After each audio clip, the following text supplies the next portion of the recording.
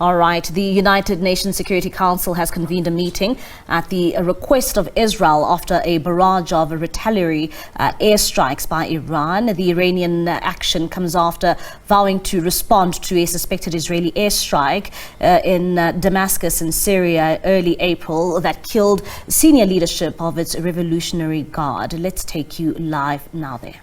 Has been convened upon an urgent request by the permanent representative of Israel, who noted in his letter dated 13 April to the President of the Security Council that Iran had launched, and I quote, a direct attack from within its territory of more than 200 UAVs, cruise missiles and ballistic missiles towards Israel in clear violation of the UN Charter and international law, end quote.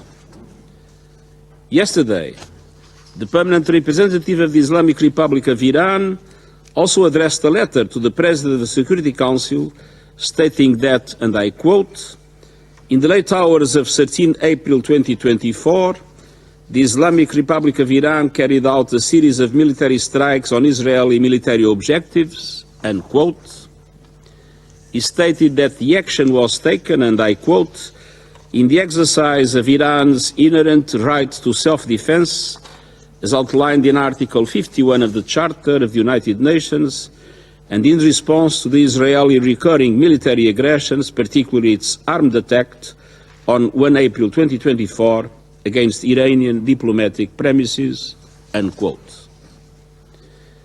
According to the latest reports, Iran launched hundreds of drones and missiles from its territory towards Israel, with most intercepted. Several missiles reportedly struck within Israeli territory, one of which damaged an Israeli military facility in the south of the country, and overall, a few civilians were injured. Madam President, when the nature of the attack became clear, I stated the following last night, and I quote, I strongly condemn the serious escalation represented by the large-scale attack launched on Israel by the Islamic Republic of Iran this evening, and I call for an immediate cessation of these hostilities, end quote. I remind all member states that the Charter of the United Nations prohibits the use of force against the territorial integrity or political independence of any state, or in any other manner inconsistent with the purposes of the United Nations. Furthermore, the principle of inviolability of diplomatic and consular premises and personnel must be respected in all cases, in accordance with international law, as I stated when condemning the 1 April attack on the Iranian consulate in Damascus. Madam President, it's time to step back from the brink. It's vital to avoid any action that could lead to major military confrontations on multiple fronts in the Middle East. Civilians are already bearing the brunt and paying the highest price. And we have a shared responsibility to actively engage all parties concerned to prevent further escalation. As the Friendly Relations Declaration of 1970 states, acts of reprisal involving the use of force are barred under international law. We have a shared responsibility to secure an immediate humanitarian ceasefire in Gaza, the immediate and unconditional release of all hostages, and the unimpeded delivery of humanitarian aid. We have a shared responsibility to stop violence in the occupied West Bank, de-escalate the situation along the Blue Line, and re-establish safe navigation in the Red Sea.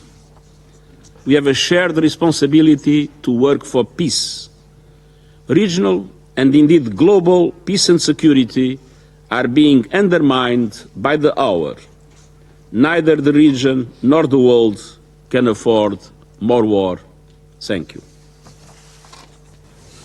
I thank the Secretary General for his briefing. I now give the floor to those Council members who wish to make statements. I pass the floor to Guyana. Thank you, Madam President.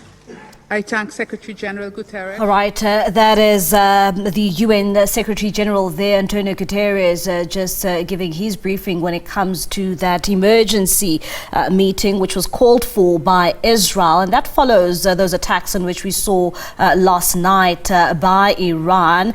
And coming out from that briefing, António Guterres condemning the escalation of these hostilities and also saying that there's a shared responsibility to work for peace, and the world cannot accept any more war. Of course, we will still continue to hear more of these submissions. We are expecting a submission from Israel. There'll also be another submission from Iran, and they are also expected to comment on what has taken place in those two nations.